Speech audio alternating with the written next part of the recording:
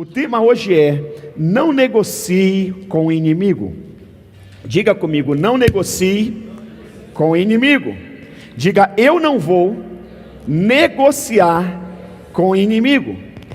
Nós vamos descobrir que muitas vezes nós já negociamos com o inimigo. Nós já negociamos com o nosso adversário. E nós negociamos muitas vezes de uma maneira inconsciente, mas negociamos. Às vezes nós negociamos a virgindade dos nossos filhos com o inimigo. Nós negociamos muitas vezes as nossas finanças com o inimigo. Muitas vezes nós negociamos o nosso casamento com o nosso inimigo.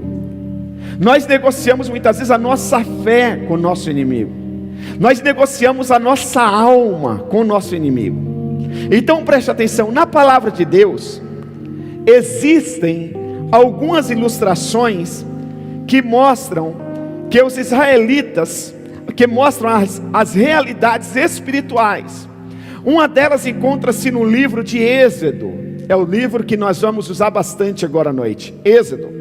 O povo de Deus foi escravizado no Egito por Faraó durante muitos anos. Faraó é um símbolo do diabo. Faraó é um símbolo do diabo. E o Egito é um símbolo do mundo. Diga comigo: Faraó é um símbolo do diabo. O Egito, sempre quando você ouvir a palavra Egito em uma pregação na Bíblia Sagrada, está se referindo ao mundo. Faraó não é um nome, Faraó era um título. Vários homens foram faraós, e todas as vezes que eles assumiam a posição de o rei do Egito, eles levavam o nome de Faraó. Então é um símbolo. Faraó é uma nomenclatura. O Egito é o mundo, Faraó é o inimigo. Diga comigo: o Egito é o mundo. Diga: o Egito é o mundo e Faraó é o nosso inimigo. Então preste atenção, todos nós no passado fomos escravos de Faraó no mundo. E éramos escravos de todo tipo de pecado. Mas um dia, aleluia, Deus mandou Moisés a Faraó com a seguinte ordem: deixe o meu povo ir. Diga comigo: deixe.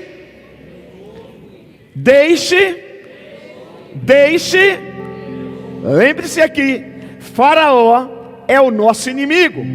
O Egito é o mundo, e Moisés, que é o libertador do povo do Egito, ele é um símbolo da pessoa maravilhosa do Senhor Jesus Cristo. Faraó tirou o povo do Egito, mundo, das mãos de Faraó, o diabo. Jesus Cristo nos tirou das trevas, das mãos do nosso inimigo. Quem está me entendendo diz amém.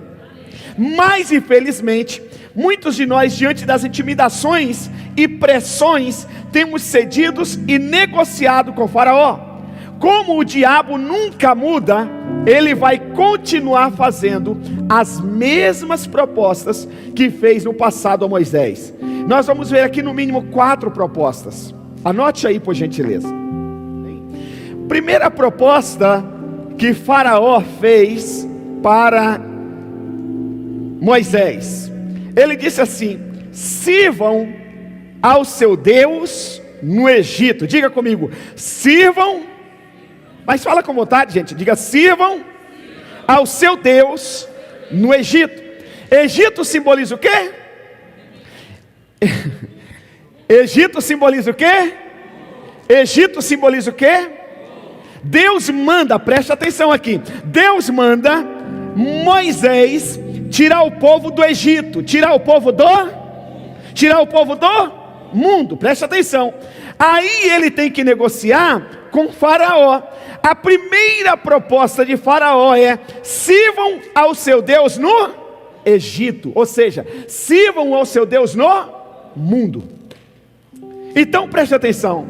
Depois da 4ª praga, o enxame de moscas, Faraó decide entrar em um processo de negociação. E ele decide então fazer a primeira proposta: sirvam ao seu Deus no Egito. Êxodo capítulo 8, anote. Êxodo capítulo 8, versículo 25. Então o faraó mandou chamar Moisés e Arão e disse: ofereça sacrifícios ao seu Deus, mas não saiam do país, não saiam do mundo. Essa é a grande proposta de Satanás. A primeira proposta sugerida é que o povo de Deus servisse a Deus desde que não deixasse o Egito. O nosso adversário não se importa quando servimos a Deus, mas estamos no Egito. Pastor, o que é servir a Deus no Egito? Essa foi a proposta de Faraó. Quer servir ao seu Deus? Pode servir, desde que vocês não saiam do Egito, ou o mundo não saia de você. Essa proposta gera algumas implicações. Primeiro, servir a Deus no Egito fala de conviver amigavelmente com Deus e com o mundo. Servir a Deus no Egito significa servir a Deus amigavelmente com Deus e com o mundo. Deus disse que nós não podemos servir a dois senhores. Deus não aceita coração dividido. Ou você é de Deus, ou você não é de Deus. E o inimigo, ele quer que nós mantenhamos amizade com o mundo. Se você nasceu de novo, se você entregou a sua vida ao Senhor Jesus Cristo, não existe mais nenhuma amizade com o mundo. Segundo, estabelece o conceito de que ao mesmo tempo podemos servir a Deus e ao mundo. Não precisa fazer diferença alguma. Irmão, se nós nascemos de novo, se nós entregamos a nossa vida para Deus, nós nos tornamos pessoas diferentes. Agora nós temos a marca da promessa. Agora nós temos sobre nós o sangue precioso do Senhor Jesus Cristo, aleluia. Agora a gente não tem uma mente iluminada, nós temos a luz que é Jesus em nós. Jesus disse que nós somos sal da terra e luz do mundo, é para fazer a diferença. Onde tem luz, onde tem trevas e chega a luz se destaca. Você pode pegar o melhor prato, o melhor cardápio do mundo, mas se não tiver sal, fica sem sabor. A beleza vai embora. Você diz, está bonito, mas a aparência é linda, mas se nós não nos posicionarmos como sal da terra e luz do mundo, nós não vamos fazer a diferença. Jesus disse para Nicodemos: é necessário nascer de novo. Por isso que Paulo vai dizer em Romanos capítulo 12, versículo 2: não vos conformeis com o presente século, mas transformai-vos pela renovação da nossa mente. Entregou a vida para Jesus? Mente nova. Primeira coisa que Deus faz, renova a mente. Falava palavrão? Agora não fala mais.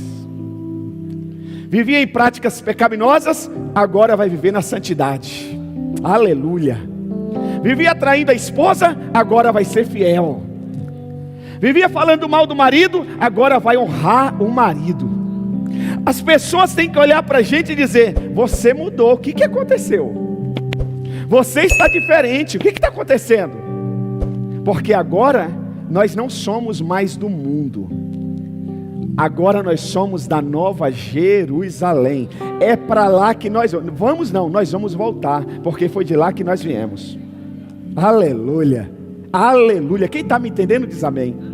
Terceira coisa, servir a Deus no Egito, servir a Deus no mundo, essa política é uma política de boa vizinhança. Essa política fortalece a visão de que a igreja é apenas uma prestadora de serviços espirituais. Eu vou na igreja porque eu estou precisando. Eu já vi alguns pais falarem assim: não, pastor, é importante a gente estar na igreja, né? Porque os nossos filhos, o mundo está perdido, e os nossos filhos, nossos jovens, adolescentes precisam. Espera aí. Então você não está vindo porque você ama a Deus. Você não está vindo porque você nasceu de novo. Você está vindo porque você está com medo que os seus filhos se percam aí fora. É diferente. Você não entregou a vida para Jesus. Você não entregou. Se você não tivesse filhos, isso significa que você não viria para a igreja. Você não viria para o culto, você não entregaria. Às vezes a gente fala e negocia com o inimigo sem saber, inconscientemente. Meus filhos estão indo para a igreja, meus filhos não vão se perder, porque eu sou uma nova criatura em Cristo Jesus, e porque eu sou uma nova criatura, eu e minha casa serviremos ao Senhor. Aleluia. Ninguém da minha casa vai se perder. Não negocie. Tem um casal na Bíblia chamado Ananias e Safira, no livro de Atos capítulo 5, versículos 1 ao 5, anote por gentileza, Atos 5, versículo de 1 a 5, eram amigos do mundo, fizeram uma parceria com o mundo. Vamos ler a história desse casal. Um homem chamado Ananias, juntamente com Safira, sua mulher, também venderam uma propriedade. Ele reteve parte do dinheiro para si, sabendo disso também a sua mulher, e o restante levou e colocou aos pés dos apóstolos. Então perguntou Pedro, o pastor Pedro: Ananias, como você permitiu que Satanás enchesse o seu coração, a ponto de você mentir ao Espírito Santo, e guardar para si uma parte do dinheiro que recebeu pela propriedade? Ela não lhe pertencia, e depois de vendida, o dinheiro não estava em seu poder? O que levou a pensar em fazer tal coisa? Você não mentiu aos homens, mas sim a Deus. Ouvindo isso, Ananias caiu e morreu. Grande temor apoderou-se de todos os que ouviram o que tinha acontecido. O cara tentou negociar. Irmãos, tem coisas na nossa vida que são inegociáveis. Uma delas é a sua salvação. Diga comigo, a salvação da minha alma é inegociável. Não negocie a salvação da sua alma. Não negocie, não tente mentir. Pastor, mas se eu falar a verdade, vai piorar. Não, não vai. Se você não se der bem com a verdade, não é com a mentira que vai ser melhor para você. Sabe o que Jesus disse? Está lá em Mateus: nada se pode contra a verdade, senão pela verdade. Enquanto você não viver a verdade, você não será curado espiritualmente. Você diz: pastor, mas essa história aqui está lá no livro de Atos.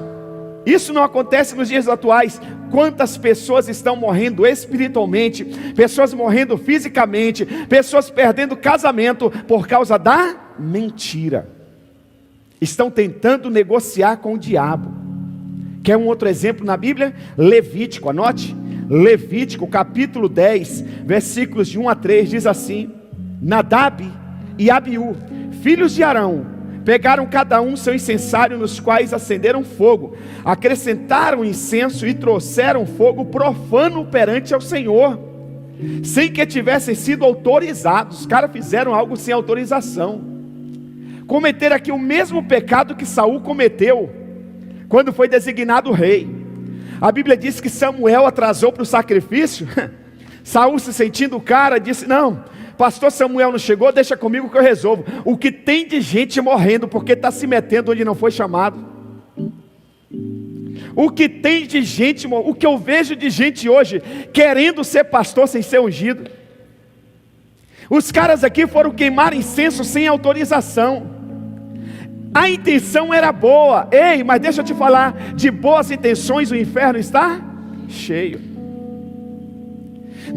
Não são boas intenções que faz valer no reino de Deus. O que faz valer no reino de Deus são os princípios de Deus. É a verdade. A Bíblia diz que eles acenderam incensário, acrescentaram mais incenso e trouxeram fogo profano perante o Senhor, sem que tivesse sido autorizado. Então saiu fogo da presença do Senhor e os consumiu. Morreram perante o Senhor. Moisés então disse a Arão: foi isto que o Senhor disse? Aos que de mim se aproximam, o santo me mostrarei. Uau! À vista de todo o povo glorificado serei. Arão, porém, ficou em silêncio. Olha o que a Bíblia diz. Moisés então disse a Arão: foi isto que o Senhor disse? Aos que de mim se aproximam, santo me mostrarei. Ei, por isso que Pedro vai dizer: sede santo, porque eu sou santo, e sem santidade ninguém verá a Deus. Eu não estou querendo te assustar, não. Eu só não estou querendo que você morra fulminado. Eu só não quero que você negocie com o diabo. Eu não estou querendo distanciar você da presença de Deus. Eu quero que você busque a santidade e se aproxime cada vez mais de Deus. O meu desejo é que você, como seu pastor, que você abandone o pecado, que você não se meta onde não foi chamado, que você não negocie com o diabo. Tiago 4,4 diz assim: adúlteros, vocês não sabem que amizade com o mundo é inimizade com Deus? Tiago, pastor Tiago, adúlteros, vocês não sabem que amizade com o mundo é inimizade com Deus?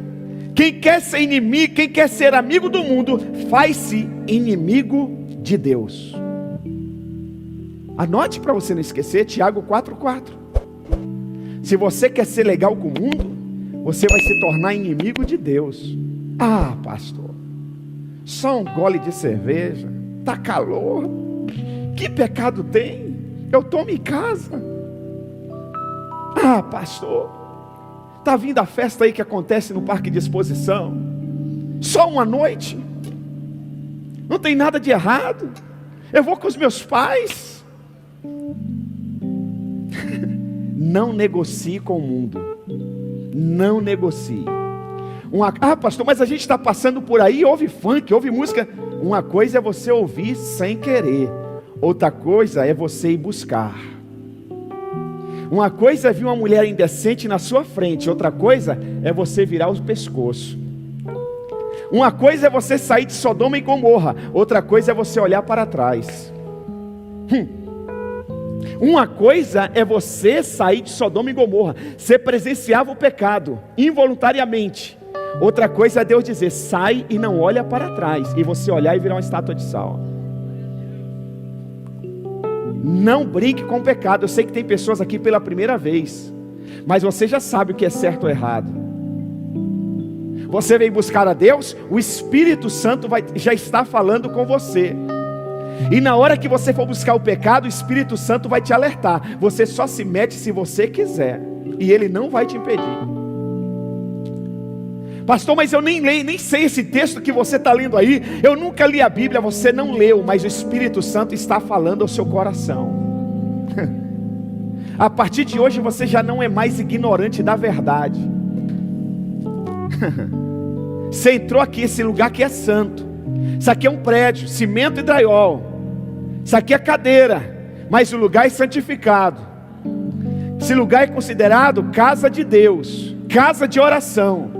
Você entrou aqui buscando a Deus, e quando você busca a Deus, Ele se revela, Ele se faz achado, Ele se faz encontrar. Então você está encontrando a palavra de Deus. A partir de hoje a sua vida nunca mais será a mesma.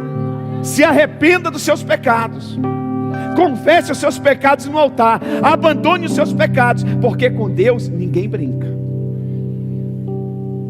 Não podemos fazer negócio de espécie alguma com Faraó. Vamos servir a Deus, mas temos que fazer fora do Egito.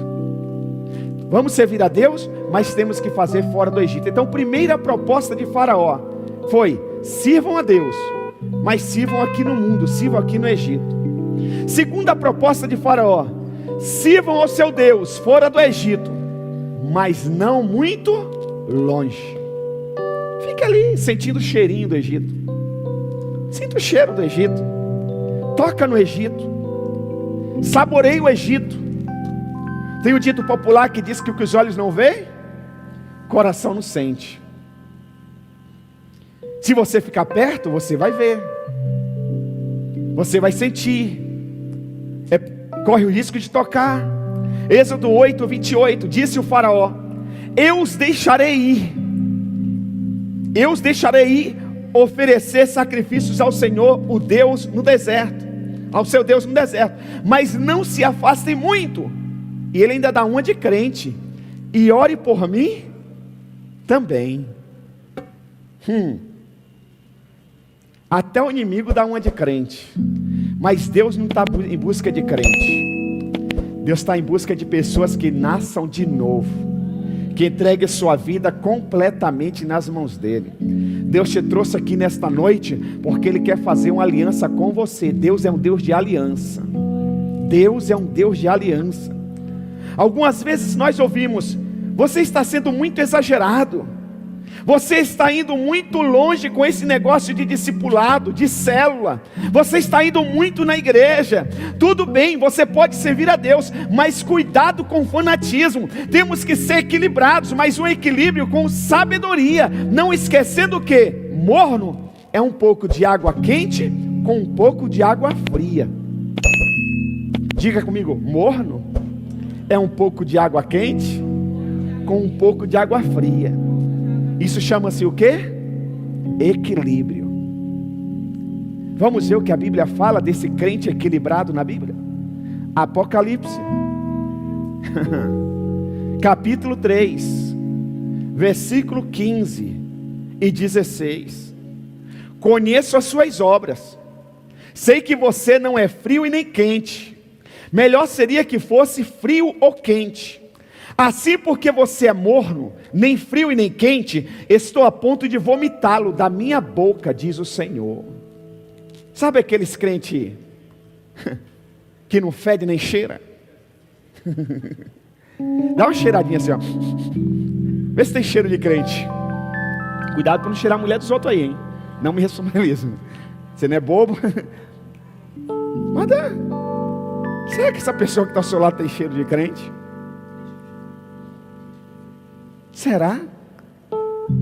Será que você pode andar na rua de shorts, de bermuda, jogando bola, sei lá, batendo papo, pintando a unha, fazendo o cabelo, e alguém fala assim: mas não é por causa da roupa, mas você tem algo diferente. Alguns, sem saber o que dizer, diz: você é iluminado. Nossa, quando você chegou, trouxe tanta paz aqui a este lugar. Aí você diz: estou indo embora. A pessoa diz: não vai não, você mudou o ambiente. É gostoso quando você vem. Ou então alguém olha para você e diz assim: você é crente? Aí você diz: sou. Por quê? Não, porque está na sua cara que você é crente. Ou você diz: eu sou crente. A pessoa diz: você? Irmãos, crente tem cara de crente. Crente tem atitudes de crente. Crente tem um vocabulário de crente. Aleluia. E crente frequenta lugares de crente. Crente frequenta festa de crente. Crente só vai ao Egito tirar o povo que está sendo escravizado para trazer para Canaã. Aleluia. Aleluia. Crente vai ao Egito com um propósito. Crente não vai ao Egito se divertir. Crente não vai ao Egito se alegrar. Crente vai ao Egito libertar. Aleluia. Crente vai ao Egito. Cadê os crentes dessa igreja? Quantas pessoas você foi tirar do Egito essa semana? Nós temos um grupo aqui que está indo nas UPAs. Pastor, não sei como fazer. Se una a esse grupo. Quem é que está nesse grupo? É Paula? Fique em pé, os irmãos que estão nesse grupo aí. Fique em pé. Procura esses irmãos, se una a esse grupo. Eu tenho os testemunhos aqui desse grupo. Aleluia. Crente vai ao Egito libertar. Aleluia. Deixa eu pegar aqui rapidinho. Olha aqui os testemunhos que eu recebi desse grupo essa semana. Cadê, meu Deus? Eu vou pegar aqui, eu vou ler. Aleluia. Vai dando glória a Deus aí. Tá aqui, ó. Um WhatsApp que eu recebi. Ô mãe, ontem a igreja triunfante parou com o carro lá e distribuiu cachorro quente, suco e café e salgadinho para todos de graça. Oraram pelo hospital, pois estava lotado. O pessoal, tinha gente na calçada, porque nem cabia no hospital. Aí tem mais aqui, ó. Todo mundo chorou lá, mãe. as crianças, todo mundo estava com fome. Aí parece aqui o nome da pessoa, que eu não vou revelar. Tem outro aqui, olha, deixa eu ler aqui. Boa tarde, Ana Paula. Poxa, não sei nem como agradecer a vocês pela noite de ontem. Saí daquele hospital tão sem saí daquele hospital tão sem perspectiva, louca por uma oração. Do nada me aparecem vocês. Deus usou vocês como nunca ontem. Hoje eu estou um pouco melhor. Consegui me alimentar um pouco mais. Estou passando por dias difíceis, não só na saúde, mas também no psicológico. Se Deus quiser, amanhã eu vou estar melhor ainda. E com certeza vamos fazer essa visita aí na igreja. Muito obrigada mais uma vez. Não sei se a irmã está aqui. Está aqui quem é? Levanta a mão aí, dá glória a Deus aí. Aí, glória a Deus. Aleluia. E tem outros aqui, eu ficaria lendo, ó. Ficaria lendo. A igreja de Cristo vai ao mundo com um propósito. Ei, tirar o povo do Egito. E não tem negócio com Faraó. Não tem negócio com Faraó. Então preste atenção. Cuidado para você não se tornar um crente morno. Cristão crente frio. Ser crente frio é aceitar negociar com Faraó. Uma mentirinha de vez em quando. Não ter compromisso com a santidade, com a pureza. Viver uma vida longe da palavra de Deus, da oração. Fidelidade nos cultos, no dízimo. Envolvimento com o reino de Deus. O que é ser crente quente? É não fazer nenhuma concessão com o Faraó. É viver se alimentando da palavra, da oração, da pureza, da fidelidade nos dízimos e nos cultos. E eu quero dizer que ainda é tempo de renunciar ao morno, de um cristianismo pequeno, frio, apenas de aparência. Eu creio que devemos ter atitudes como: eu quero servir a Deus, aplicarei o meu tempo na igreja, meu dinheiro no reino de Deus, minhas energias, minhas habilidades no reino de Deus e na edificação da igreja. Não vou negociar com o Faraó. Se é para ir, nós vamos longe com Deus. Se é para ir, entra de cabeça no rio de Deus. Quem é crente aqui? Levanta a mão da glória a Deus. Seja crente de verdade. Seja crente até no tutano. Seja tão crente que quando for enterrar você, se você morrer antes da volta de Cristo, os mortos lá que se forem sepultados perto de você ressuscitarão. Aleluia. Seja tão crente que ao entrar no hospital, vidas sejam curadas através da sua vida. Aleluia. Seja crente de verdade, meu irmão. Terceira negociação que o Faraó quer: sirva ao seu Deus, mas deixe a família fora disso. Sabe aqueles pais que dizem assim: pastor, eu vou para a igreja, né? Mas não dá para forçar o menino, não dá para forçar a criança. Vai ficar revoltado na igreja, irmãos. É melhor, os meus filhos não são, mas seria melhor eles revoltados aqui dentro do que alegre e em paz com o mundo lá fora. Sabe aqueles pais? Sabe aqueles crentes que dizem assim: pastor, para que evangelizar? Se a pessoa quiser, vai para a igreja. Já imaginou se nós pensássemos assim quando você estava no mundo? Até hoje você estaria no mundo. Então, pode servir a Deus, pode ir longe, mas deixe a sua família aqui. Deixar sua família significa o quê? Vai o marido, deixa a esposa, deixa as crianças. Vai a mãe e deixa as crianças, deixa os netos, deixa os sobrinhos aqui, vai só os adultos. Já já eles vão morrer. E essa geração que está aqui continua sendo do mundo. Então preste atenção. Sirva ao seu Deus, mas deixe a família. Êxodo capítulo 10, anote, versículos 7 ao 9. Os conselheiros do Faraó disseram: até quando este homem será uma ameaça para nós? Deixe os homens irem prestar culto ao Senhor, ao Deus deles. Não percebes que o Egito está arruinando? Então Moisés e Arão foram trazidos de volta à presença do Faraó. E lhes disse: vão e prestem culto ao Senhor, ao seu Deus. Mas digam-me, quem irá?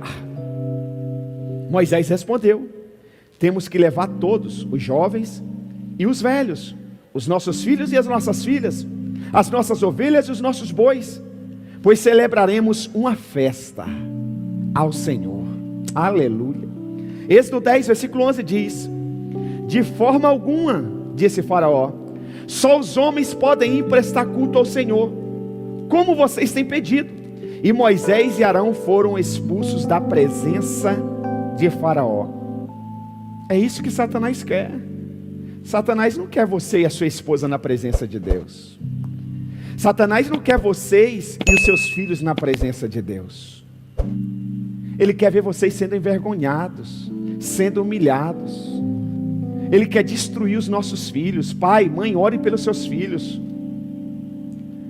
Ore pelos seus filhos. Não entregue os seus filhos de bandeja nas mãos de Faraó. Não entregue os seus filhos de bandeja. Nós não vamos para os céus e deixar os nossos vizinhos irem para o inferno. Nós não vamos. Nós não vamos.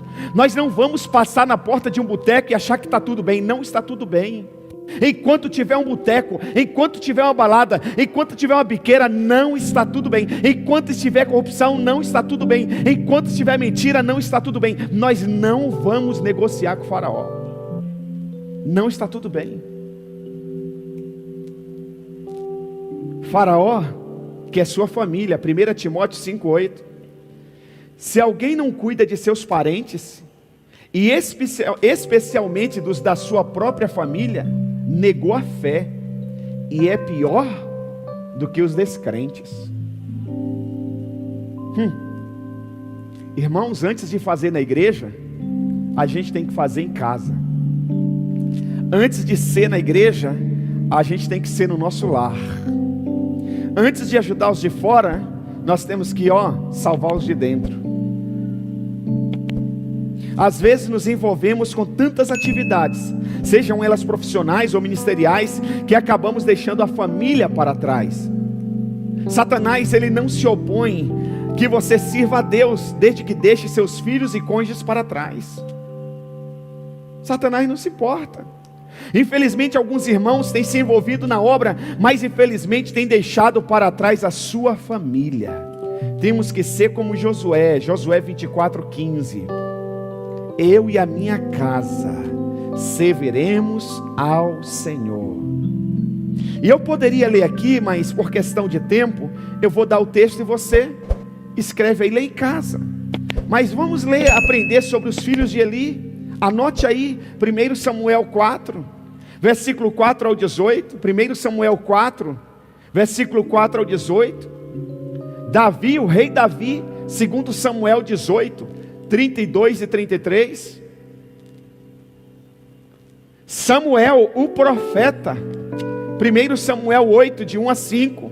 São homens de Deus que negociaram com Faraó e perderam seus filhos para Satanás.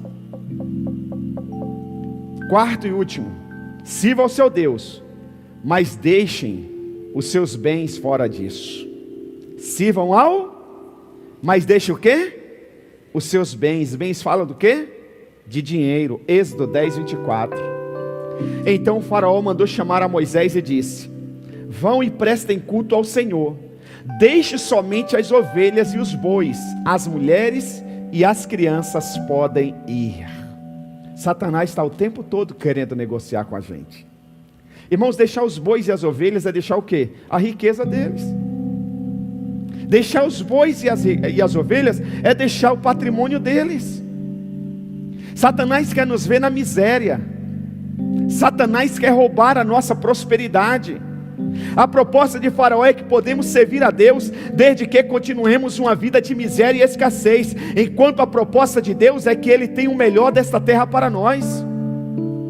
Não negocie com o Faraó. Você pode ir na igreja, mas não dá dízimo não. Esse negócio de oferta, você dá oferta? Primícia? Você vai ajudar esse negócio de adolescente? Ele está negociando com você, velho. Quanto mais você semear e mais fiel você for, mais Deus vai confiar em suas mãos. Isaías 1,19: se vocês estiverem dispostos a obedecer, comerão os melhores frutos dessa terra. Deuteronômio 28, 1-4: se vocês obedecerem fielmente ao Senhor, ao seu Deus, e seguirem cuidadosamente todos os seus mandamentos que hoje lhe dou, o Senhor, o seu Deus, os colocará muito acima de todas as nações da terra. Todas essas bênçãos virão sobre vocês e o acompanharão, se vocês obedecerem ao Senhor, ao seu Deus. Vocês serão abençoados na cidade e serão abençoados no campo. Os filhos do seu ventre serão abençoados, como também as colheitas da sua terra, e os bezerros e os cordeiros dos seus rebanhos. Tudo que você tocar será abençoado. Essa é a proposta de Deus. A proposta de prosperidade de Deus tem um propósito: estabelecimento do reino de Deus na terra. Faraó faz tudo para impedir que o povo de Deus, fez tudo para impedir que o povo de Deus levasse os seus bens. E eu quero terminar dizendo: ao analisarmos a proposta de Faraó, descobrimos que o inimigo sempre cede. Se coloque de pé, diga comigo assim: o inimigo sempre cede. Qual que é o segredo para o inimigo desse ceder? É você perseverar, é você não recuar, é você não retroceder, é você não parar. Moisés não parou. Não lemos aqui, mas em um determinado momento Moisés disse: ei, nem uma unha, nem uma unha, Faraó, ficará. Tudo que pertence ao povo de Deus nós vamos levar. Você não pode ceder às propostas do diabo. Você não pode ceder. Ah, eu estou doente, eu estou mal. Você não está mal não, você está em Cristo. Essa doença não lhe pertence. Esse mal não vai te matar. Se você nasceu de novo, nada acontece na sua vida por um acaso. Em tudo Deus tem um propósito. Em tudo Deus tem um propósito. Estava com um casal agora há pouco, e eles compartilhando comigo uma cirurgia que o filho dele fez. E eu disse: seu filho operou? É. Com que idade? Com 8 meses. Falei: qual o problema que ele tinha? Ele tinha um problema no crânio dele que não era aberto, e conforme o cérebro dele ia crescendo, ia sendo comprimido, e ele poderia ser cego, ficar sem falar, e a cabeça deformada. E eles contaram para mim todo o processo, desde quando souberam até a cirurgia, a recuperação. E eu fui ouvindo, eles me mostraram fotos e tal. E eu disse: caramba, e quem vê seu filho hoje com 6 anos nem imagina que passou por todo esse processo. E aí eu disse para o marido: você poderia escrever um livro. Porque ele disse: pastor, o meu filho por 6 meses, depois da cirurgia, criança de 8 meses, ele não poderia bater a cabeça em lugar nenhum. Você imagina uma criança aprendendo a andar, engatinhar, e não poder bater a cabeça. E ele disse: pastor, no hospital, após a cirurgia, na UTI, ele ficava desconfortável na maca. O único lugar que ele ficava confortável era no colo. E teve um dia, desses 5 dias que ele ficou na UTI, teve um dia que eu fiquei 6 horas com meu filho no braço. Quando a minha esposa chegou e eu passei para minha esposa, meu braço não conseguia se movimentar. E ele foi falando, e eu disse: você só fez isso porque você é um pai. Eu disse: você poderia escrever um livro, O Amor de um Pai, e fazer analogia com Deus Pai, e vendo o filho dele sendo crucificado na cruz. Falei para a mãe: você poderia ministrar para mulheres que têm filhos especiais. Nada acontece na nossa vida por um acaso. Esse mal não pertence a você. Esse problema, ele não é seu. Deixa Deus lutar por você. Essa enfermidade não é para te matar. Um dia os discípulos perguntaram para Jesus: e esse cego, quem pecou, ele ou os pais dele? Jesus disse: nem ele e nem os pais. Essa enfermidade é para a glória de Deus. Aleluia. Um dia as irmãs de Lázaro mandaram notícia e falaram: olha, aquele que tu amas está doente. vem logo. Jesus demorou 4 dias, Lázaro morreu. Ele disse, mas essa doença não é para a morte, mas é para glorificar a Deus. Uma coisa era Jesus curar Lázaro de uma enfermidade, outra coisa foi ressuscitar Lázaro, depois de 4 dias sepultado. Ei, deixa eu te falar, eu não sei o que você está passando, não sei qual foi o problema que te levou na UPA essa madrugada, mas não foi a doença que te levou lá, foi Jesus, porque Ele queria você aqui hoje. Aleluia. Ei, a dengue está aí com um propósito. Pode ser negligência do governo, mas Deus transforma o mal em bênção. Deus tem um propósito. Deus quer levantar uma igreja que se importa com o próximo. Deus quer levantar uma igreja de compaixão. Deus quer levantar uma igreja de coração contrito e quebrantado, porque só fala sem ação não resolve. Deus quer ver ação. O mundo vai de mal a pior e vai ficar cada vez mais pior, para a igreja se levantar. Essa é a hora da igreja avançar, enquanto o mundo está indo mal. Se prepare para as catástrofes, se prepare para as desgraças, mas se prepare também para ver a glória de Deus se manifestar. A Bíblia diz que onde abundou o pecado, a Bíblia diz que onde abundou o pecado, superabunda a graça de Deus. Superabunda de graça. Ei, não olhe para o mal, olhe para a graça. Não foque no pecado, foque na graça. Não foque no que você já fez ou deixou de fazer. Foque na graça, foque na cruz, porque onde abundou o pecado, superabunda a graça. Ei, ao assistir o jornal, ao assistir a televisão, não fique abismado com o tamanho da maldade e da crueldade da humanidade, mas olhe para o tamanho da graça do nosso Deus. Aleluia. Diga, Deus tem graça, Ele vai derramar muita graça, vai ter muita salvação, vai ter muita cura, vai ter muita libertação, vai ter muitos ministros, muitos pastores, muitos adoradores, vai ter muitos discípulos de Jesus, porque quanto maior é o pecado, maior a graça. Deus quer te usar, meu irmão. Dá uma sacudida no ombro da pessoa que está ao seu lado, diga, Deus quer te usar. Oh, para de só frequentar a igreja. Aleluia. Esse culto é denominado culto do favor. O que é favor? O que significa graça? Favor imerecido. Deus hoje está sendo benevolente com a gente. Deus está sacudindo a gente. Eu quero orar por você e com você.